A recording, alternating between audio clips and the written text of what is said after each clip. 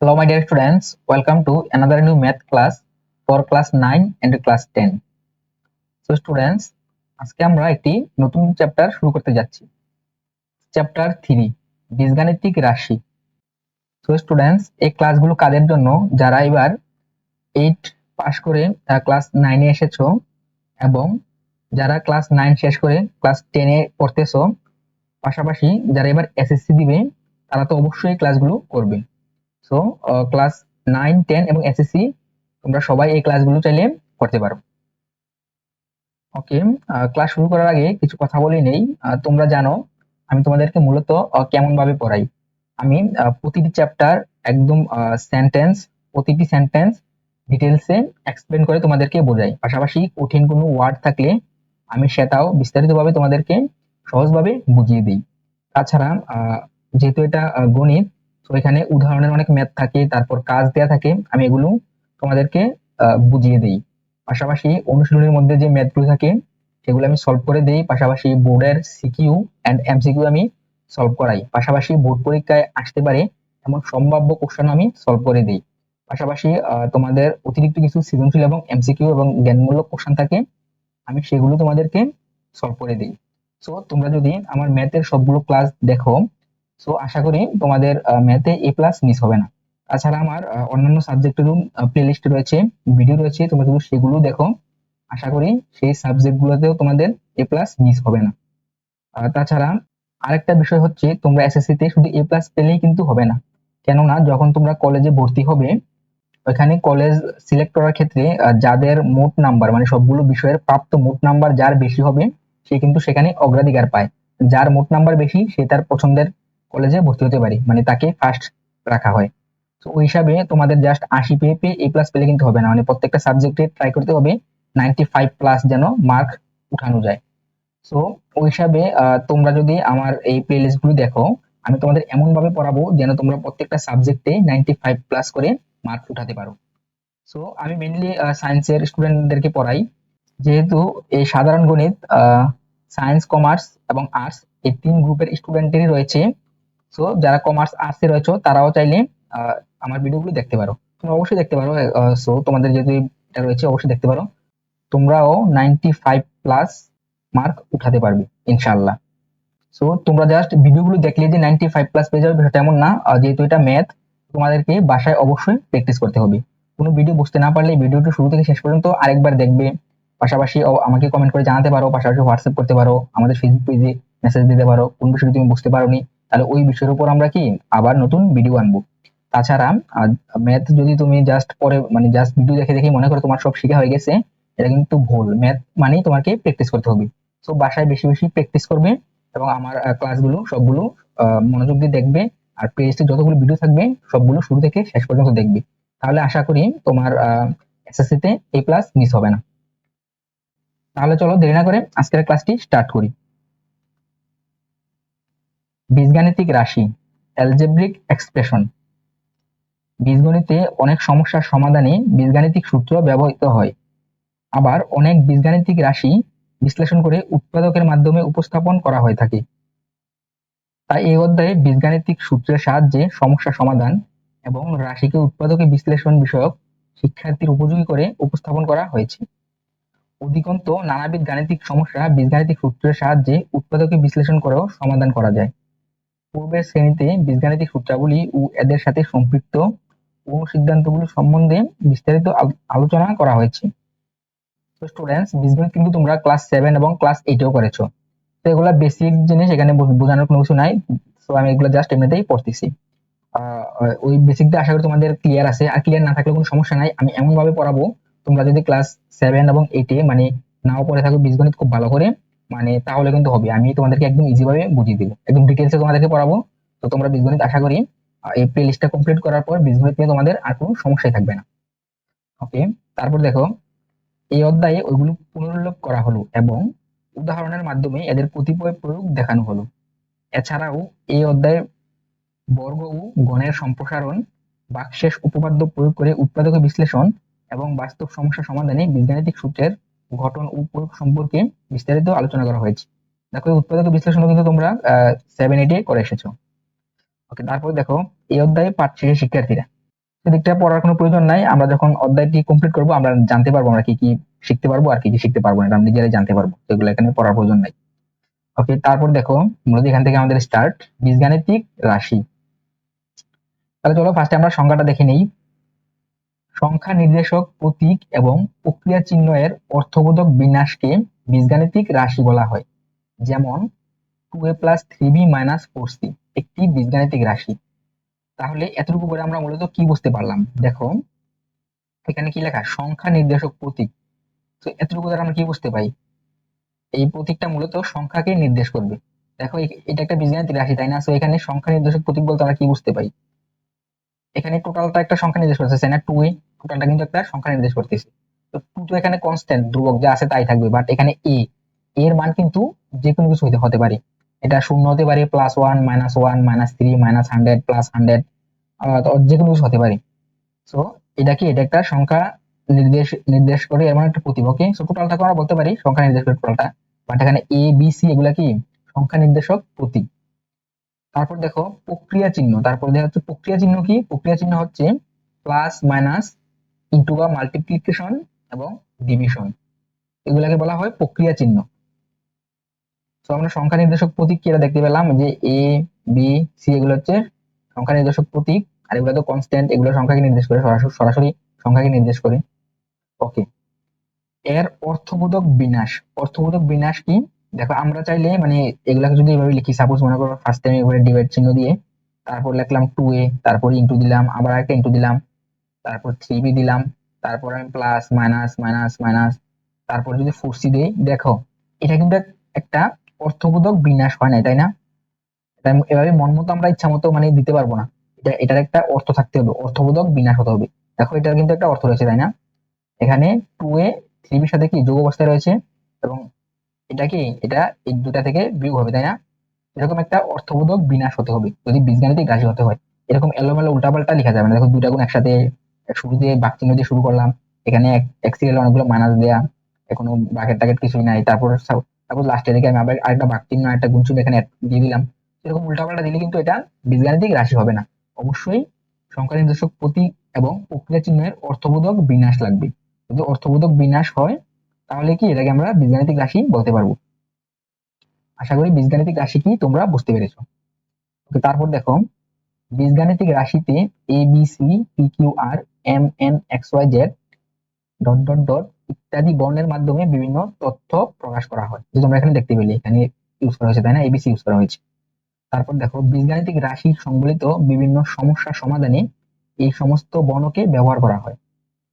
পাটিগণিতে শুধু ধনাত্মক সংখ্যা ব্যবহৃত হয়, অন্যদিকে বীজগণিতে শূন্য সহ ধনাত্মক ও ঋণাত্মক সকল সংখ্যা ব্যবহার করা হয়।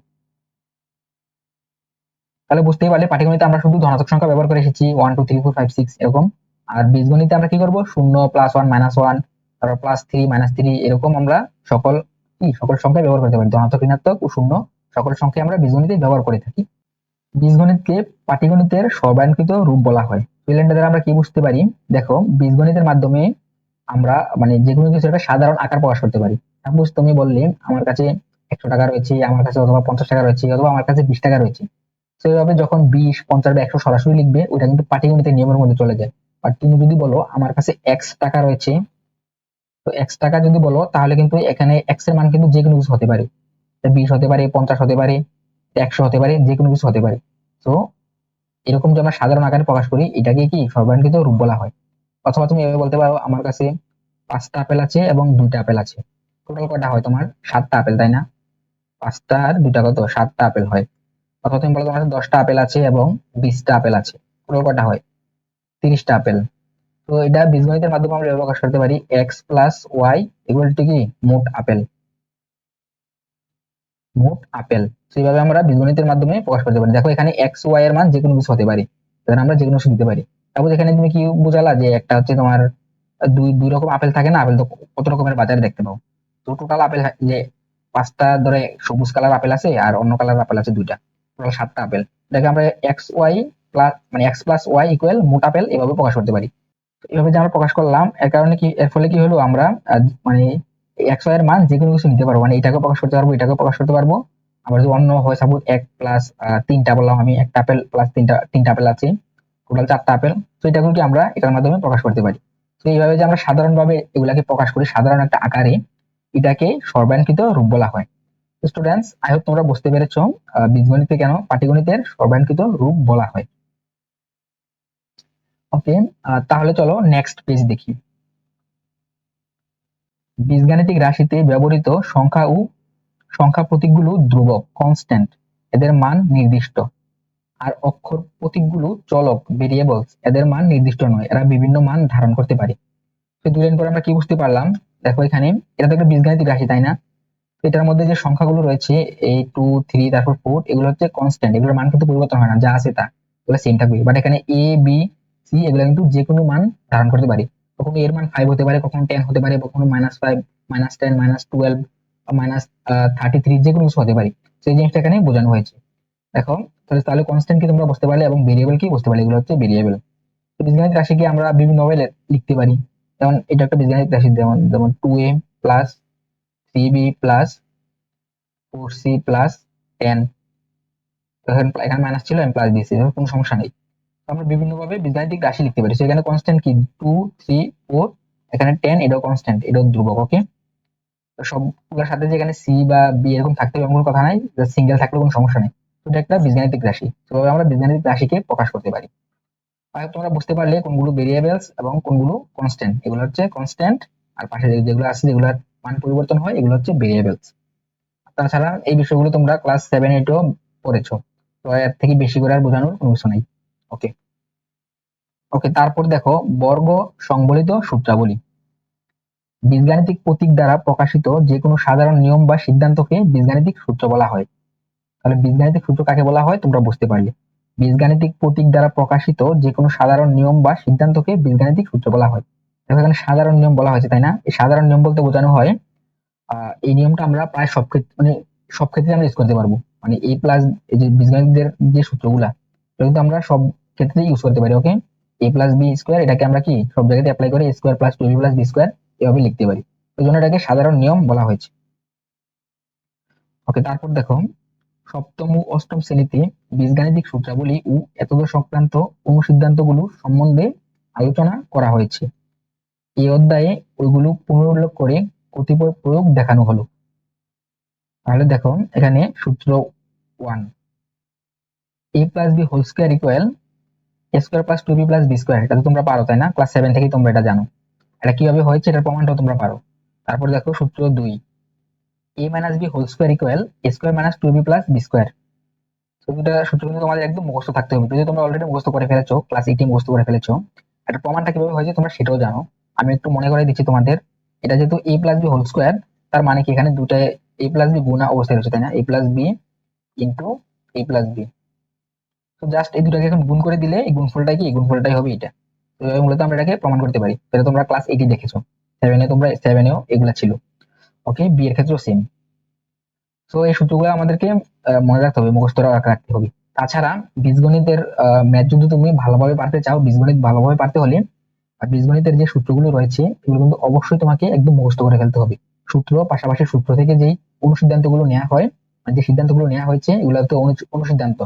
তো সূত্র এবং অনুসিদ্ধান্ত তোমাকে একদম মুখস্থ পারতে হবে।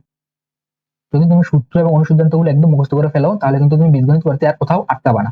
তো সূত্রগুলো মুখস্থ করা মাস্ট। আর যদি তুমি সূত্র না শিখে বীজগণিত করা স্টার্ট করো তাহলে কিন্তু তুমি বীজগণিতে কিছুই করতে পারবে না, সূত্র ছাড়া তুমি কোনো ম্যাথই সলভ করতে পারবে না। তো এই সূত্রগুলো কঠিন না, ইজি আছে, তোমরা খাতায় লিখে প্র্যাকটিস করে এগুলা একদম মুখস্থ করে নিবে।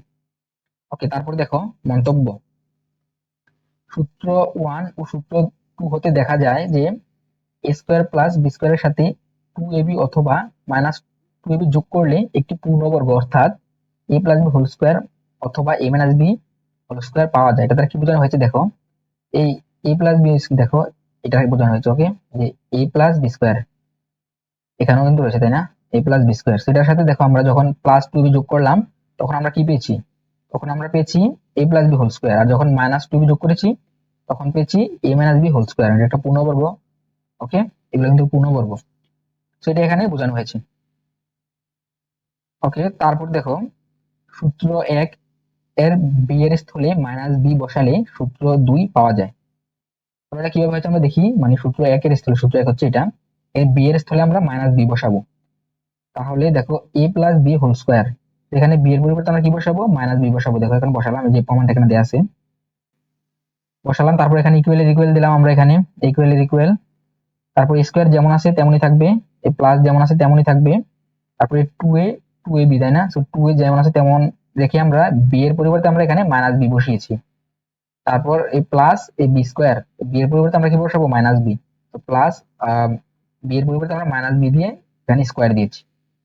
তো তাহলে চলে এরকম ক্যালকুলেশন করি, এই পাশে এ আর এখানে কি, এই প্লাস আর মাইনাস মিলে কি হয়ে যাবে, প্লাস মাইনাস হবে মাইনাস। তাহলে এ মাইনাস বি আর উপরের স্কোয়ার এখানে স্কোয়ার হিসেবে রয়েছে। ওকে, তাহলে এদিকটা কি হয়েছে আমাদের, এ মাইনাস বি হোল স্কোয়ার। তারপর ইকুয়ালের আমরা এখানে ইকুয়াল দিয়েছি, তারপর কি হবে, এ স্কোয়ার যা আছে এখানে তা রয়েছে, আর এখানে মাইনাস আর প্লাস কি হবে, মাইনাস টু বি, তাই না? এই এদিকটা ক্যালকুলেশন করলে কি হবে, মাইনাস টু বি। আমরা এখানে মাইনাস টু বি লিখেছি, আর এখানে এটা কি হবে, মাইনাস বি এর উপর স্কোয়ার রয়েছে, তো এটা প্লাস বি স্কোয়ার হবে। এটা কিভাবে হয়েছে তোমরা বুঝতে পেরেছো। সাপোজ কোনো কিছু এক্স এর উপর যদি স্কোয়ার থাকে, এটা কি হয়, এক্স স্কোয়ার হয়। আর যদি এখানে কিউব থাকে, এক্স কিউব, তাহলে এটা কি হবে, এক্স কিউব হবে, তাই না?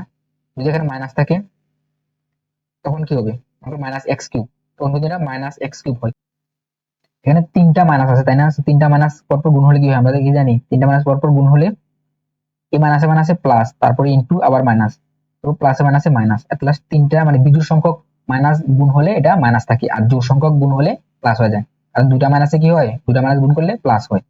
তো যেহেতু এখানে এক্স স্কোয়ার মাইনাস থাকলে এটা প্লাস এক্স স্কোয়ার হয়ে যাবে, আর মাইনাস এক্স কিউব হলে এটা মাইনাস এক্স কিউব হবে। ওকে, ক্যালকুলেশন করলে মাইনাস এক্স কিউব হবে। আর তোমরা বুঝতে পেরেছো এটা কিভাবে হয়েছে। ওকে, যেহেতু মাইনাস বি স্কোয়ার ছিল, তো আমরা কি মাইনাসে মাইনাসে প্লাস হয়ে গেছে আর বি স্কোয়ার, তো আমরা এখানে এটা লিখেছি। তাহলে এখন এখন কি দেখতে পেলি, আমরা এই সূত্র একের স্থলে যেখানে বি ছিল এখানে মাইনাস বি ইউজ করাতে আমরা কি পেলাম, এট লাস্ট এটা পেয়েছি, তাই না? তার মানে সূত্র দুই আমরা পেয়ে গেছি। দেখো A minus B whole square equal A square minus two B plus B square, এটা কিন্তু আমাদের সূত্র দুই। আই হোপ এই বিষয়টা তোমাদের ক্লিয়ার হয়েছে। তাছাড়া আজকের ক্লাসটা কিন্তু একদম বেসিক ক্লাস, এগুলো তোমরা ক্লাস 7 এবং 8 শিখে ফেলেছো আমি জানি, বাট তারপরেও যেহেতু এই চ্যাপ্টারে রয়েছে বা আর বেসিক সম্বন্ধে একটু ধারণা নেওয়া ভালো, বেসিকটা তোমাদের আরেকটু স্ট্রং হবে। হয়তো অনেকের পুরোপুরি ক্লিয়ার নাই, এই জন্য আমি একটু মানে গভীর থেকে বোঝাচ্ছি।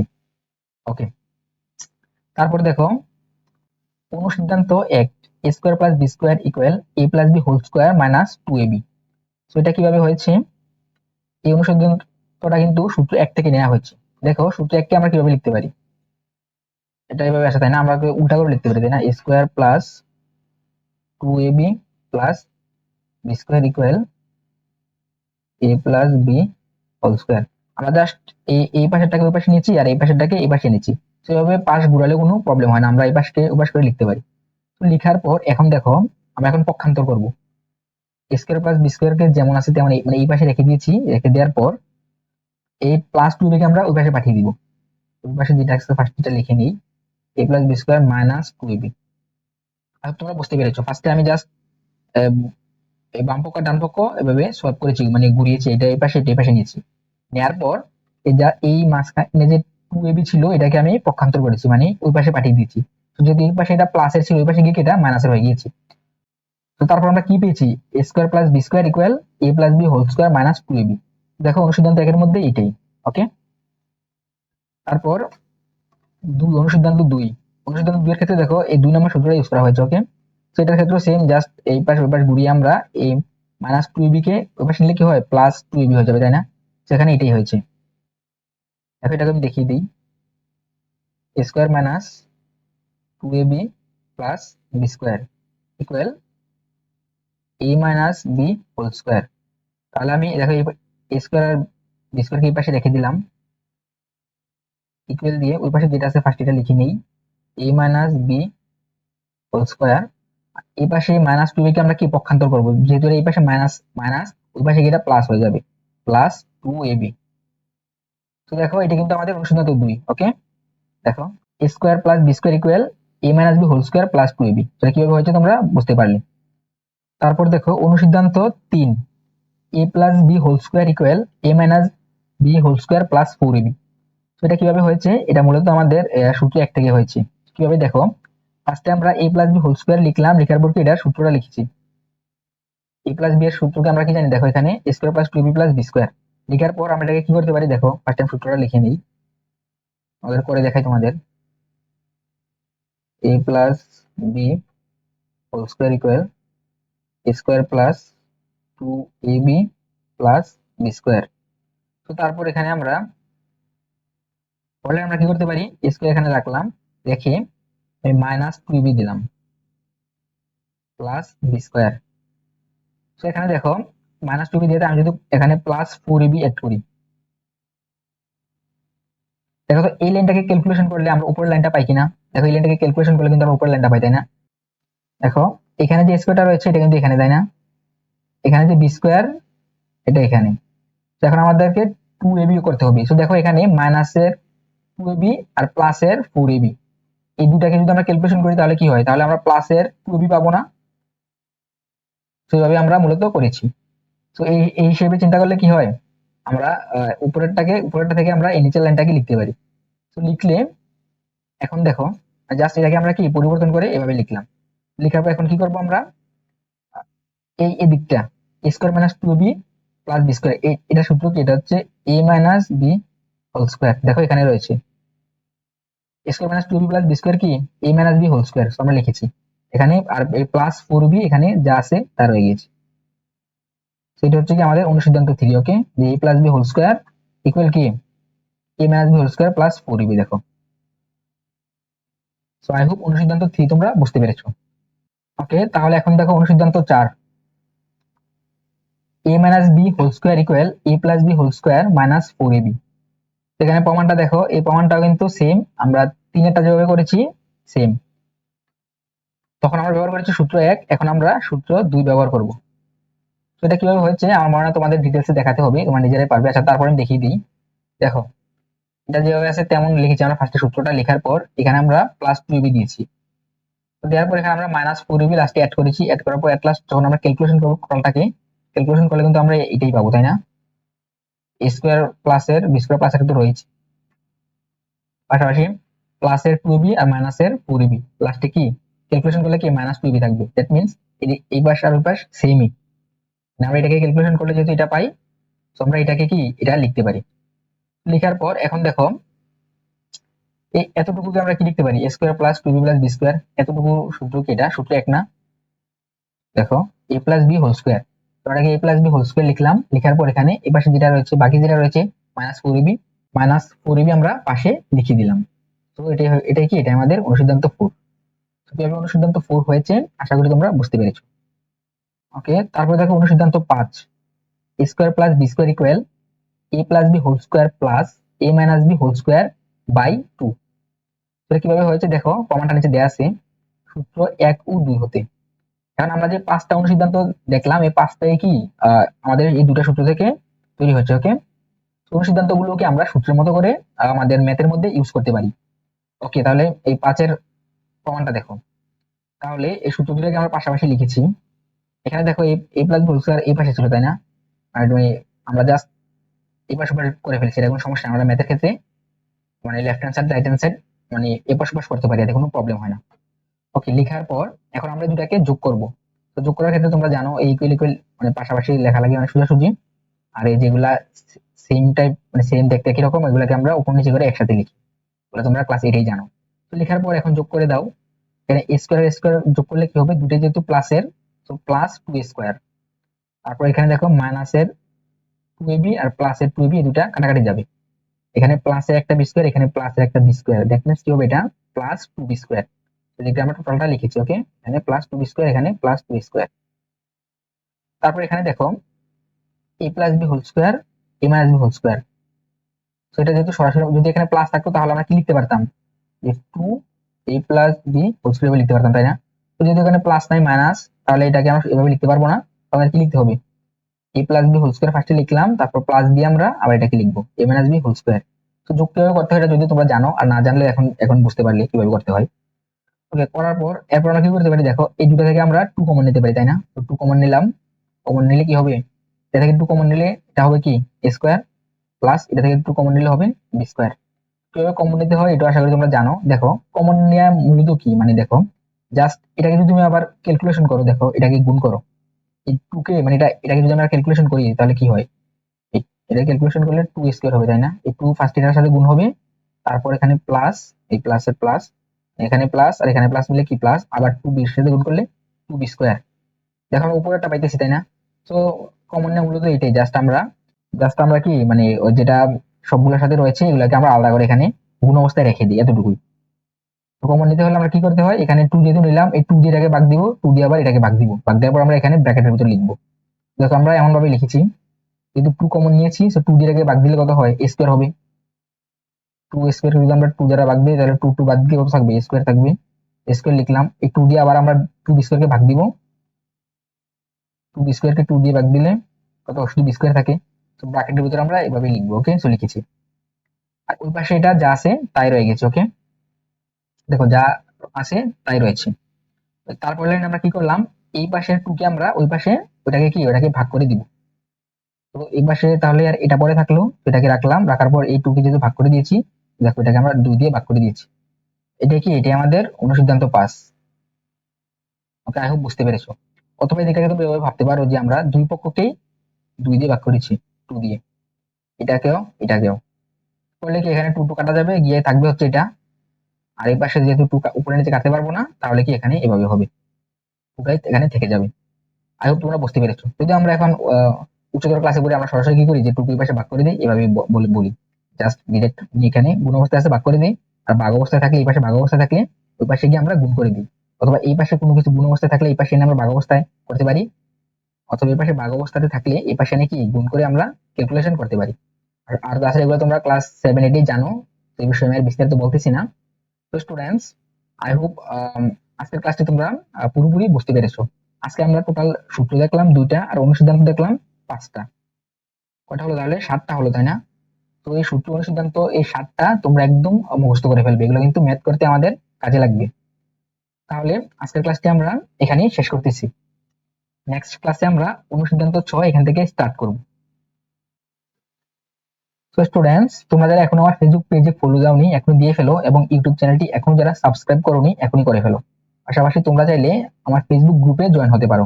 এই পাশে আমাদের পেইড কোর্সের ডিটেলস দেওয়া আছে, তোমরা এগুলো দেখে নাও। সম্পূর্ণ ক্লাসটি দেখার জন্য অসংখ্য ধন্যবাদ।